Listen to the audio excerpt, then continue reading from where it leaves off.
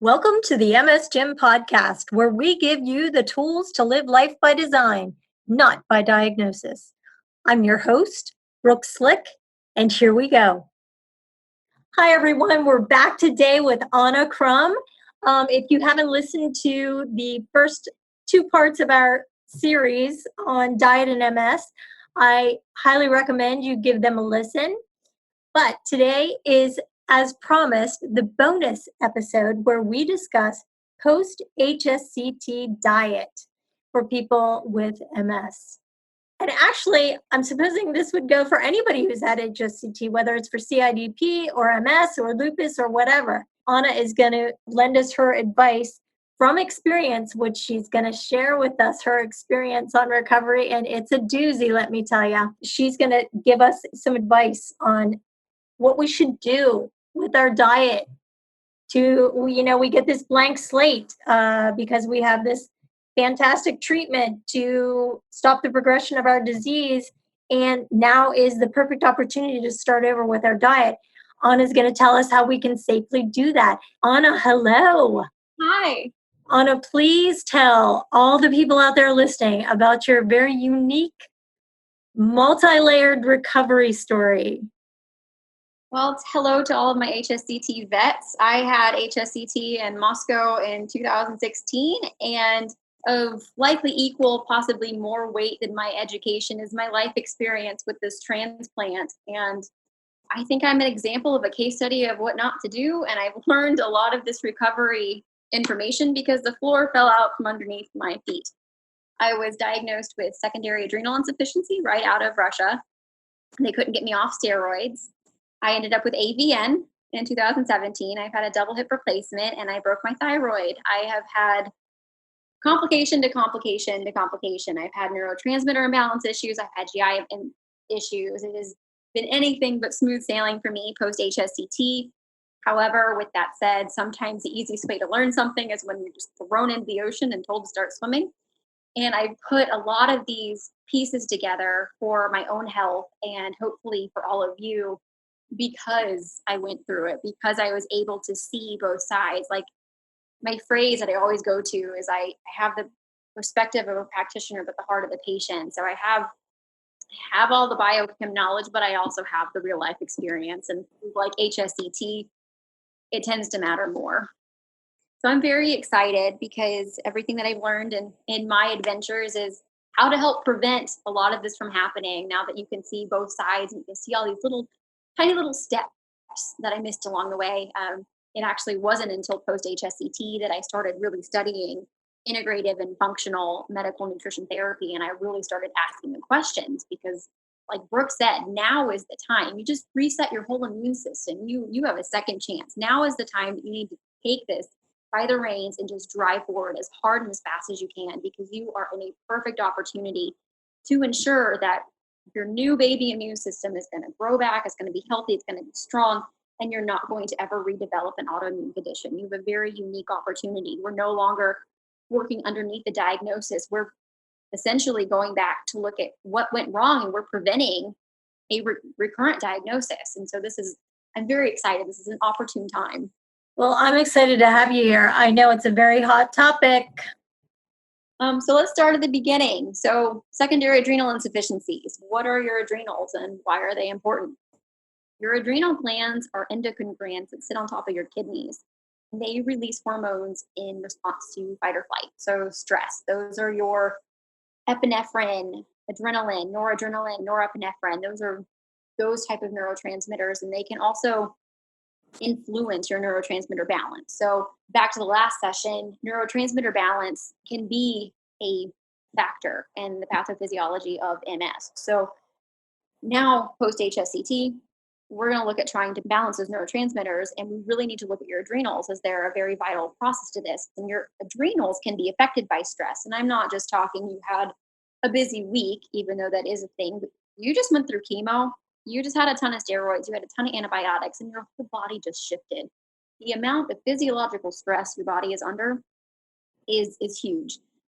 And the level of steroids that we had for the glucocorticoid therapy, steroids that we had such high doses in such a short amount of time we had such high doses of chemo in such an amount of time. And so what happens is that hypothalamic pituitary adrenal axis, which is called an HPA axis, gets hit very hard during that process. And this axis can be suppressed after even a single dose of steroids, but it typically recovers quickly. However, you just went through the gamut of all of these assaults, and it might take longer to recover. And in some cases, it doesn't.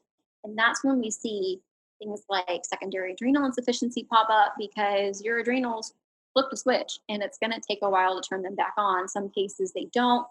I was fortunate enough that it took me about 7 months to come off of steroids. The last thing we want is for somebody to come out of HSCT, end up with secondary adrenal insufficiency, and to keep having to take steroids, as then we're looking at increasing your chances for AVN.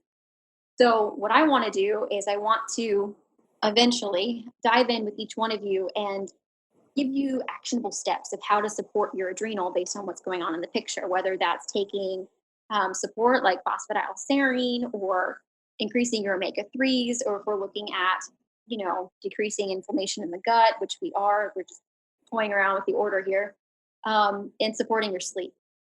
Whether that's, if you're low in neurotransmitters, which neurotransmitters are you low in? Do we need more GABA? Do we need more dopamine? Do we need more serotonin? And to prevent your adrenals from breaking, because sometimes that can have very long-term consequences. And if you end up with Cushing's or even Addison's and you're on steroids long-term, then we're talking about compromised bone health. And that's never fun.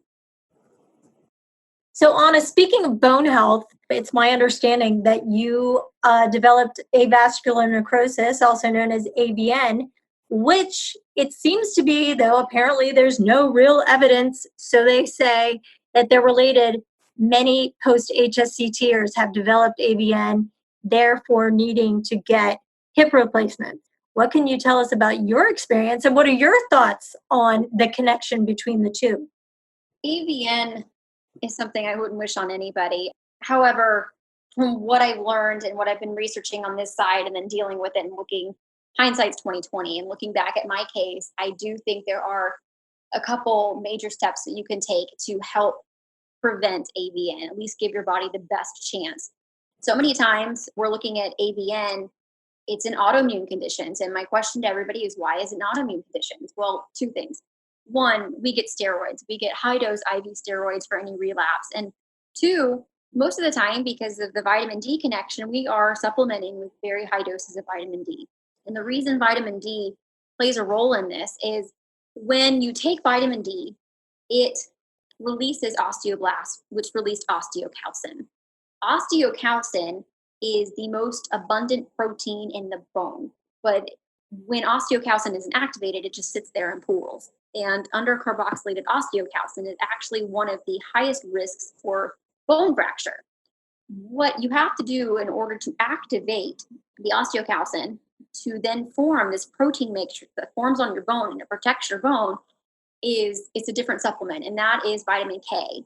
Not vitamin K that we would think of with warfarin and Coumadin and blood thinners, but it's a different class of vitamin K. It's K2. It's a menaquinone.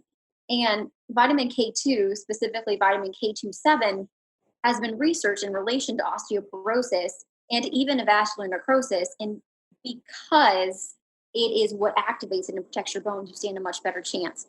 So if we're looking at steroids, we are hitting the bone really, really hard, but we're also supplementing with these high doses of vitamin D. You have lost all of your vitamin K stores. Vitamin K2 is not found in your diet, very much so, unless you are a very follower of Dr. Wall's diet, for example, and you're eating a lot of organ meat. It's found in brain and liver and natto, and it's not in your common diet. And the other thing we're looking at is your body can synthesize K2, but you just received chemo. Your gut took quite an atomic bomb. Your bacteria, the antibiotics, your whole microbiome has been shifted. Likely to say you're not synthesizing nearly enough vitamin K2 either. So learning this ratio and this balance, looking at some of your nutrient and micronutrient statuses, is you can better protect by utilizing the vitamin D that you're taking. You can utilize it and bind it to the bone. So there's been some studies that actually showed preventing osteonecrosis in mice. They were received, their steroids, high dose steroids, and the mice that were supplemented also with K27 did not get osteonecrosis. The mice that did not did. So again, it's probably not a cure-all. There's multiple factors. How many steroids have you had in your life? We're going to look at genetic SNPs for your bone. There are SNPs that can affect your bone density.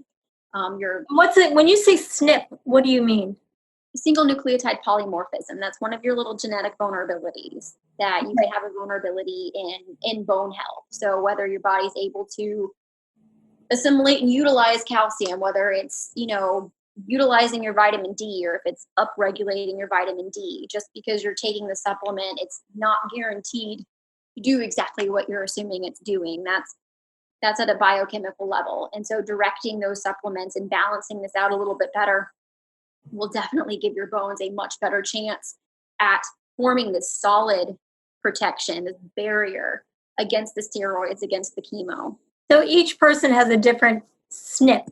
Yes, they'd have a different genetic expression of it, whether it's, we're looking at, like, say red is bad. So we're looking at a very recessive homozygous, function is likely going to be limited here. You also have to remember, like was said in the previous session, while your body is under this amount of stress, your SNPs are more likely to be expressing, as in they're not working very well.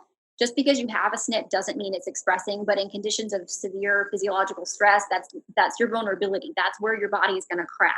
So if you already have these SNPs and you just went through this entire process, likely your body isn't making this process work. And that's when we come in with very directed supplementation to support this.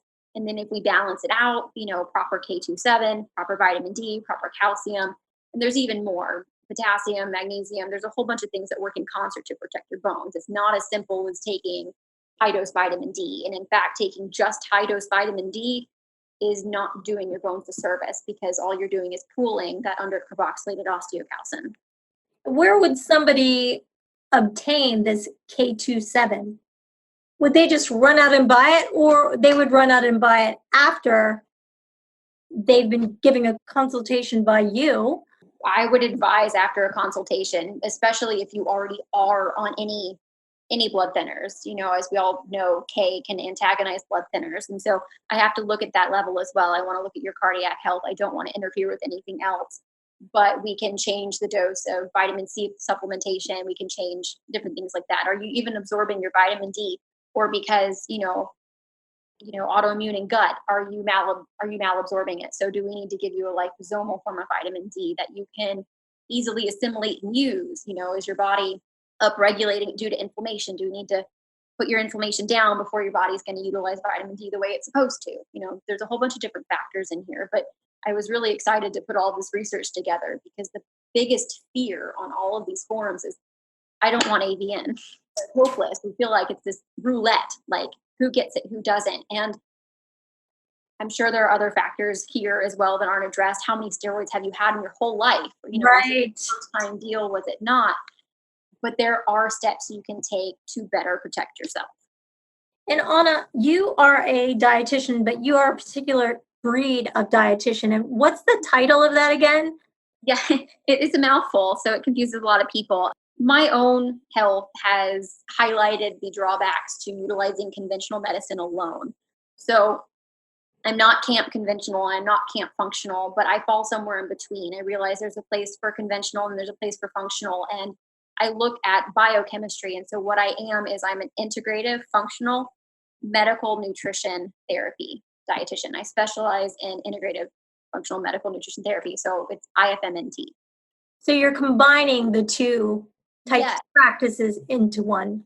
Yes, because sometimes functional medicine go a little bit left field, and sometimes conventional just doesn't see the full picture. It's very allopathic, so it's very disjointed, and it's not putting all the puzzle pieces together. So I nerd out on nutritional biochemistry, and I start pulling all these little pieces together.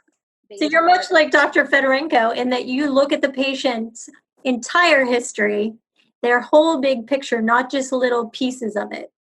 Yeah, it's connecting the dots. I want to know everything from, birth to now.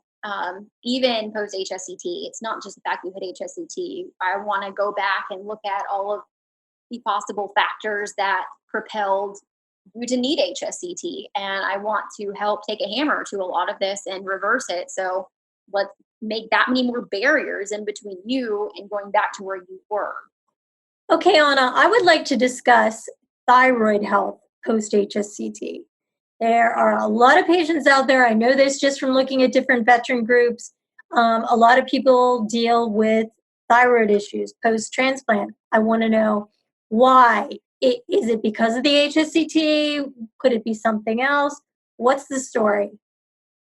There's a lot of factors, again, that go into thyroid. I am one of the thyroid complications post HSCT. I was diagnosed with drug-induced hypothyroidism at 2 years. So let's go back to the basics. Your thyroid gland and why it's important. And the thyroid gland is a vital hormone gland. So it plays a major role in metabolism, growth, development. It even regulates body functions.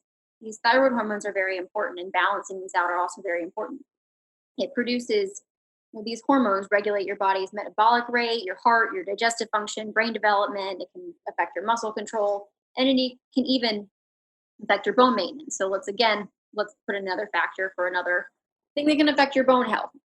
So correct functioning depends on iodine in your diet, but there's other things that can affect your thyroid, and steroids. Steroids are huge. So long-term steroid use or even just short-term high-dose steroids can easily affect your thyroid function. What happens is it reduces the conversion of your thyroxine, which is T4, to the more active hormone, which is T3. And in this case, you can end up with hyperthyroidism, which is you have an overabundance of a hormone. If you can end up with hypothyroidism, which means you're lacking in a hormone. And in some cases, you can even end up with autoimmune thyroid disorders, which is going to be Hashimoto's. Many individuals with hypothyroidism have a lot of factors that go into this. So we're looking at thyroid, and we're going to look at your GI tract. We are going to look to see if you have enough stomach acid. Do you have delayed gastric emptying, or do you have bacterial overgrowth in the intestine? Because going back to how everybody's different, your microbiome can influence your thyroid. Heavy metal toxicity can influence your thyroid. So that goes back to look at genetics. Are you detoxifying? Are you properly methylating out any of these toxins? There are specific genes that can make you more susceptible to impacted thyroid health. Nutrient deficiencies, medications, any endocrine disruptor, which we already talked about, how the chemo and the steroids can affect your adrenals, which can affect your endocrine system, hormone imbalance, which also HSCT likes to cause that to flux as well.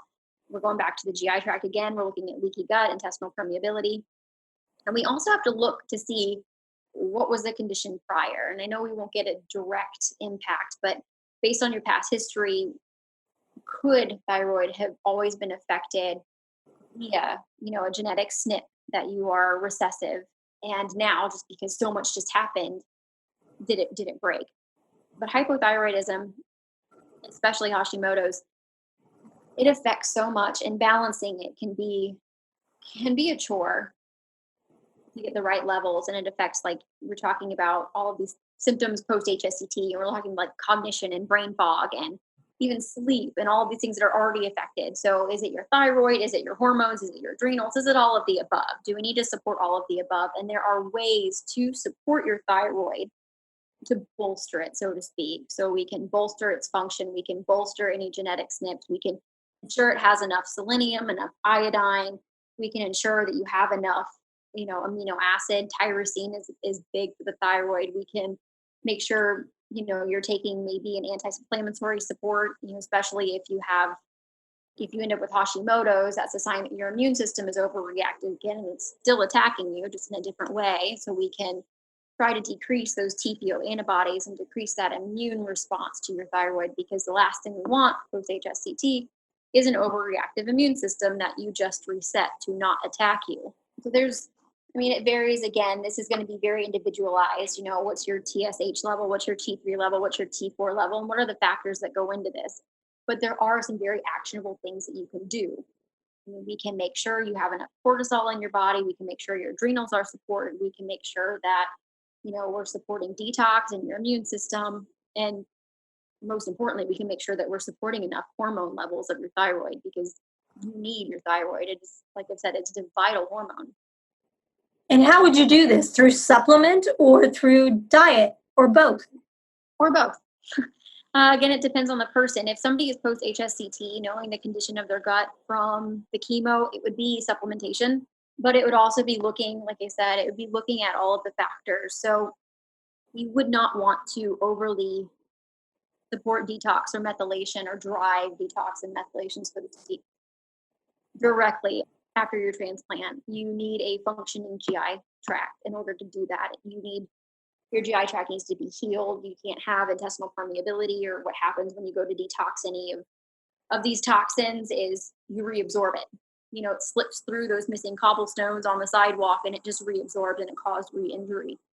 So it depends on the person. It depends on the phase that they are in post HSCT, but it is definitely a vital thing to start looking at and addressing. And it is something that you can do. It is something that you have.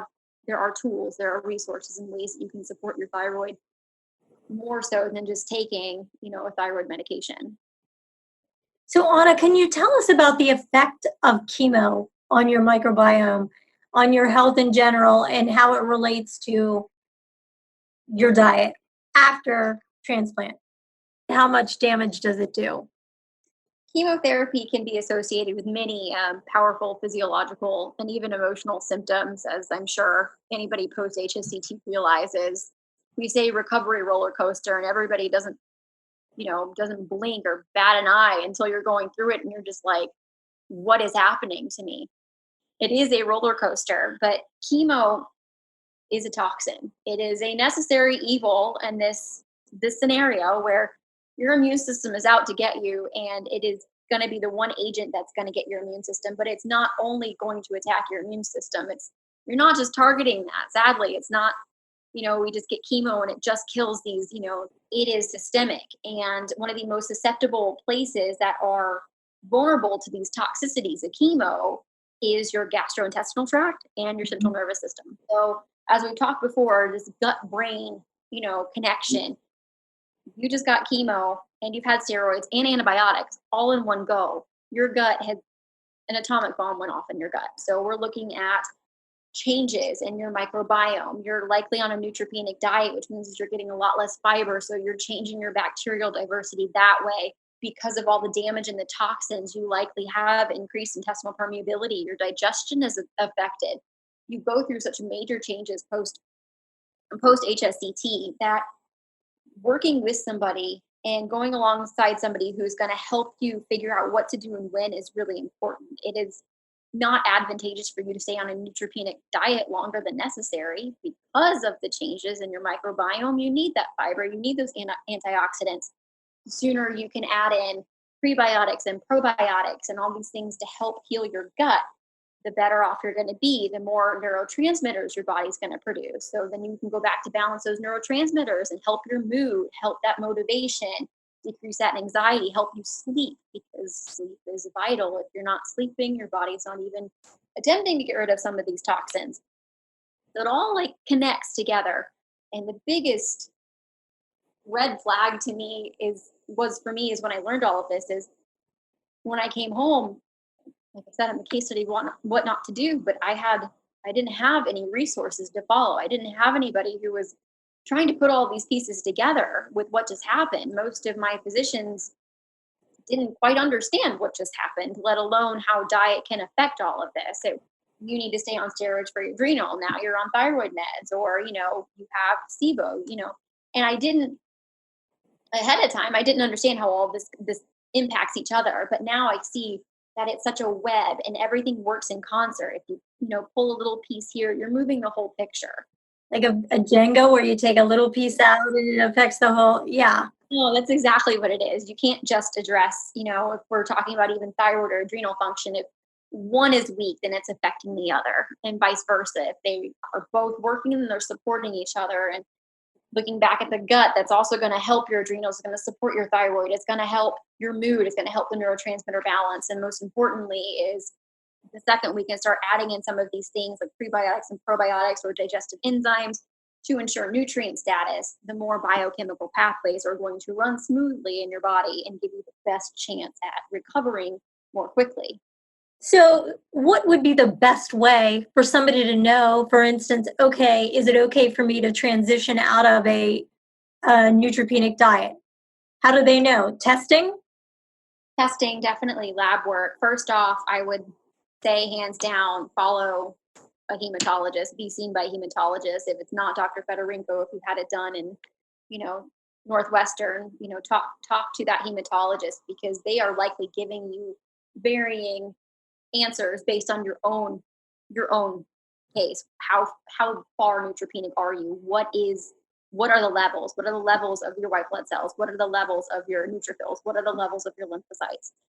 And then when you get the all clear, or even working with a functional medicine doctor, or even a functional dietitian, we kind of have an idea of like this level. Like if we get to a certain point, like now's the time we're going to start adding in fiber. We're going to start prebiotics. We're going to start things that are going to start healing your gut, because your gut needs help healing after HSCT. It's not something that is miraculously just going to heal itself, because what heals your GI lining to give you that barrier that doesn't program that systemic inflammation from your enteric nervous system that we talked about, your enteric nervous system signaling your central nervous system. Food doesn't heal your GI tract. Your bacteria does. And your bacteria diversity was just obliterated, and it's shifting very much. And so getting that back on track as soon as we can is going to get rid of that inflammation, and it's going to give you the best chance of recovery, and it's going to give you the best chance of this new immune system being, autoimmune free. It's going to change that immune reactivity. Now, let's say I was the post-HSCT patient, would I go directly to my hematologist? Are they going to know? Wouldn't I come to you first to know exactly what I should be getting tested, then take that information to the hematologist and have him order it? Is that the most ideal scenario with regard to the service that you provide? Honestly, as long as I had a panel as a dietitian, I mean, that's a neurologist and a hematologist, specialty to run a lymphocyte subset panel and to run that type of lab work. But as long as I had that information, I could make use of it. So Anna, I'm sure there are a lot of newly transplanted patients out there who are looking for dietary advice. What do I eat? What shouldn't I eat? What should I be careful with? I think that's a huge, huge topic. What advice can you give to those people who are newly transplanted? I would again say follow a neutropenic diet for X amount of time until, work with somebody until we figure out your neutrophils and your lymphocytes and stuff are increasing. And then we can go into fixing your gut and quelling that inflammation. But in that interim, I think it's very important to still stay on an anti-inflammatory diet, not I got a new immune system, I'm going to go eat everything I want to eat.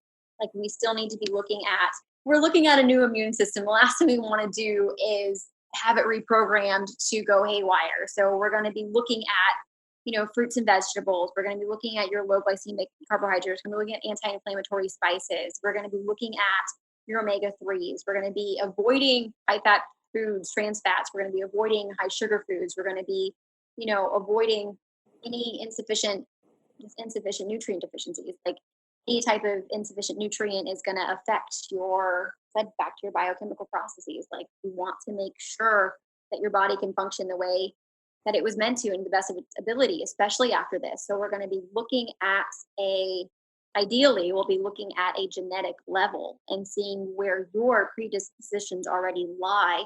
And if you have any in thyroid or adrenal, supplementation here is very important, because we can't guarantee your digestion. We can't guarantee your microbiome health. We can't guarantee the level of bacteria. We can't guarantee any of this. So supplementation comes into play here, but not DIY over-the-counter supplementation. It needs to be very directed and geared to you. Back to you and the services that you offer. Those are the kinds of things that you can guide people in the correct direction. Am I right? Yes, most definitely. This is actually a passion of mine. My HSCT vets, like I all I want to do is just dive down in the trenches with you and help pull you through a little bit more smoothly and more quickly than my rocky road of a recovery. Well, I think the need is definitely out there. Let's say somebody wanted your advice, your personal advice. Where would they go? My website, it'll take you automatically to a scheduling page if you want to book a private consultation. But if you just want to get your toes wet and you're not willing to dive right down, deep into it, and you just want the information, I also developed a course with several modules as well for post-HSCT. So we're going to go through the same topics we talked about with a little bit more in depth and some actionable steps and some more research, resources if you want to continue to research in that direction. That is a fantastic idea. Oh my God. At least it's somewhat of a guide, so you're not sorting through all of this by yourself. That's very exciting. So you said restorativenutrition.com. Yes.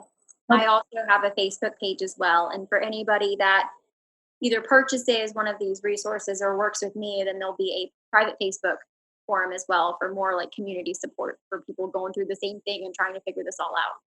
Well, that is very cool. We're definitely going to be looking for that. This is very exciting stuff. Ahna, is there anything else as we button things up here? Is there anything else you'd like to say to all the post-HSCT people out there who just landed, just got off the plane, they're heading home, they walk in the door, and they're panicking about, what am I going to eat? I want a burger. First thing, don't panic. Let's not stress your adrenals or your thyroid anymore, especially your adrenals. No stress. I don't want people to feel like they have to go through this alone or they have to experiment, or if they get it wrong, something terrible is going to happen. I want them to feel empowered that, yes, you've been through this insane process, but one, you're a warrior. Look what you just made it through. I mean, that's incredible. And you are the type of driven person that has already taken your health into your own hands, and you have made this happen for yourself. Don't stop there. With everything that can go wrong, turn it into things that you can do to direct your health, to make a difference, to make sure that this works for you. Ahna, I am so excited to have had the opportunity to talk to you. You are incredible. You are a wealth of knowledge. And I hope that everybody takes advantage of the services that you're now providing for people. Thank you so much for doing this entire series. If you haven't already listened to it, part 1 and part 2 of this series will be available or already are available. And I'm so excited about this entire topic now, a topic that way too many of us ignore. And now I'm feeling guiltier than ever, but excited as well. So as long as you feel empowered and I've restored some level of hope, then I've done my job. Yes, that's exactly it. And I'm thrilled that you've been here with me today. Thank you so much. Take care, Ahna. Thank you. Bye. Thanks for tuning in to today's episode. If you'd like to know more about the MS Gym, you can find them at www.themsgym.com on YouTube, Facebook, and Instagram. If you'd like to know more about what I've been up to, you can catch me at www.brookslick.com. Thanks so much, and we'll see you on the next episode.